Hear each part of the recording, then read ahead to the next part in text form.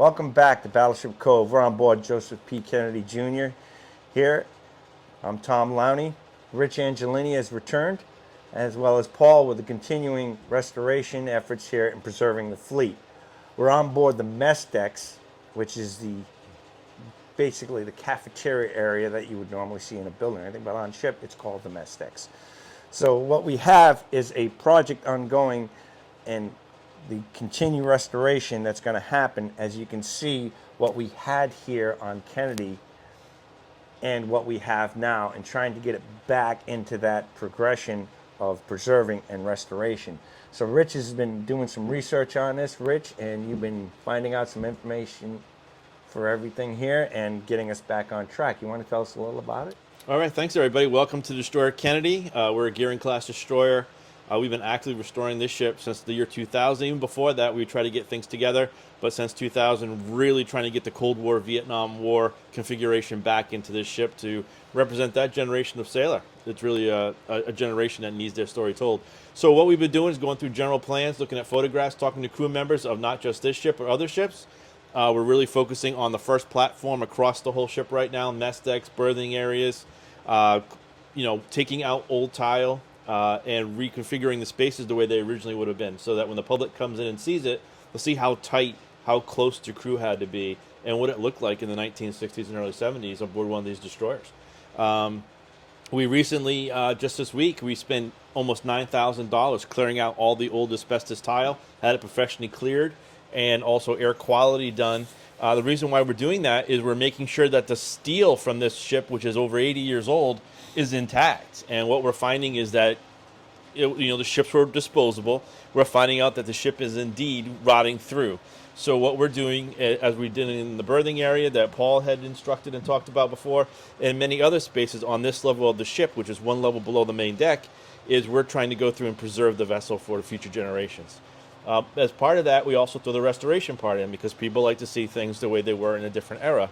So we noticed that behind Paul here, we noticed that the original ship's bottle rack was modified to hold the milk machine. We talked to the crew members. We talked to different other ships, and we found out that the milk machine was over here on this table here as soon as you came in from the chow line, which is at that watertight door where the video is just to the left of. So we know that a milk machine was here, and we're trying to reposition things into different areas. We noticed here behind Paul that there was an original mess decks table, but it couldn't have been here with this bar bracket. And we could tell by the workmanship here that this was not U.S. Navy. The foundation itself was for CO2 bottles or nitrogen bottles, but we know that we're going to have to cut this out. And yes, we are planning on making this a tight fit. It's not for the public. It is for the public, but it's not for the comfort of the public. It's for the comfort of telling the destroyer story. So there'll be another table put in here. We're going to have to probably remanufacture that.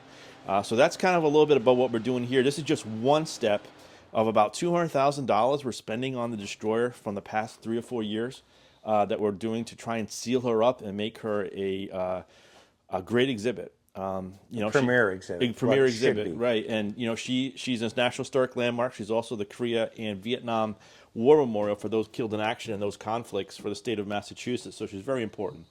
And to tell that story of the Cuban Missile Crisis through Vietnam and the Cold War journey, that's really where we're at, Tom, with this ship. Right. So it's finding the pieces and the evidence. And again, naval archaeology, we're finding stuff that where, who, what, when, and the ultimate question is why, but why is out the window, and we want to get it back, because making it accessible but also making it real. Because if you cut everything out, it's a hollow gesture. But when you do it, now you understand the tightness, what we as sailors had to live through and deal with to get the job done. And it's part of the story. And Rich, it's looking good. It's getting there. I remember when the ship came, not to honk or say anything about my life, but I came on board here back in the 70s as a volunteer in the Sea Cadet, and seeing how things have changed and progressed. And then when you come back and you learn and see what should have been, you kind of, okay, how do we get there? And you are planning that out, and Paul and the crew are starting to get into it. And it's very important that we preserve the fleet, and this is all part of it. As you can see, you can walk around and look that there's other parts here in the deck that need to be repaired, things put back. I mean, every little bit here has its own story and detail that has to be done, repaired, documented, but brought back to look. And that's the main reason we pulled the deck up, because there was basically about an inch of concrete where we're standing with the tile on top of it, and concrete on steel is a bad idea, which you can tell by looking at the deck now. But Right, it's leveler. It's not exactly concrete, but it's a different form. But it traps moisture, and as the ship moves through its life, it separates, and then you got condensate that builds up. That's how the moisture gets in there, or back in the corners where water ends up going. If you don't get it right away, it'll seep in and it'll cause rot, and it's all part of that problem. Is preserving it. And originally they didn't have tile in here in World War II, right, Rich? It was all plain steel because these were disposable. They're tin cans. They call them tin cans for a reason. They were quick, mission-oriented, cheap, effective, and solid. Right, but the tile and other crew furnishings were added to try and make livability post World War II a little bit more enhanced. The tile was a little bit more comfortable to stand on, a little bit more of a cushion on your foot, walking on a hard ship all day. And easy to clean and maintain. Absolutely. Like cleaning Swab and those waxing decks, it yep. and so forth. It was crew enhancement, and the Navy's dealing with that right now. They want to improve ship conditions. it's a little inconvenient because the space is closed to the public right now because of the condition of the deck. But that's the first goal of restoring the space, is get the deck cleared out and get it repaired. Then we can work on getting the space back to a proper state of representation. Then get this space open. Hopefully, spring, summertime, we'll have this deck back open to the public again, and we'll get people back in here. So, because it's a really nice compartment, it's an interesting part of the ship. Right, I'm glad you said that, Paul, because that's a very good segue into something I like to say is that we appreciate everybody's patience for those watching this video, because we know everybody wants to come and see the ship in all her glory, all restored.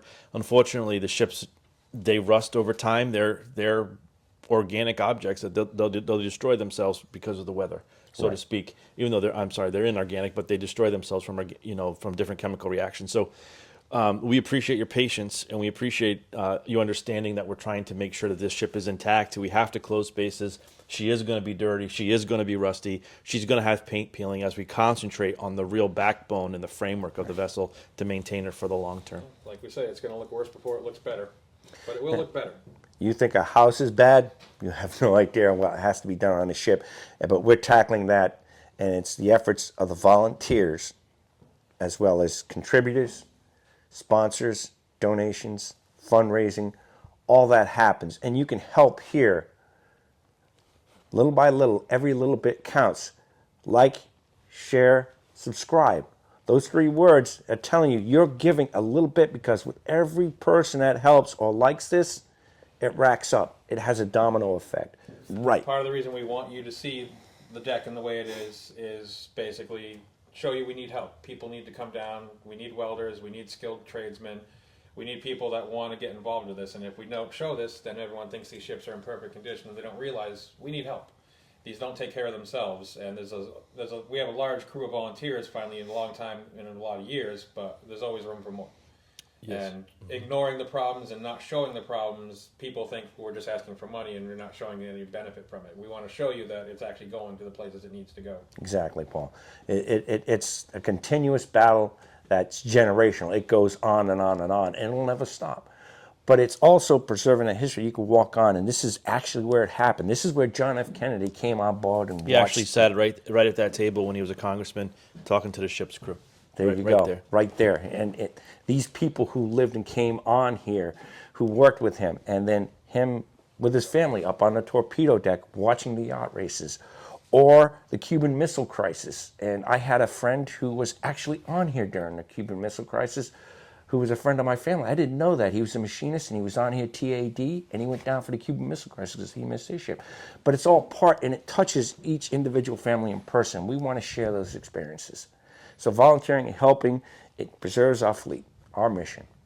Thank you for your time. Paul, Rich, good to have you again. Hope to see you here in the next video and give you an update on what's going on.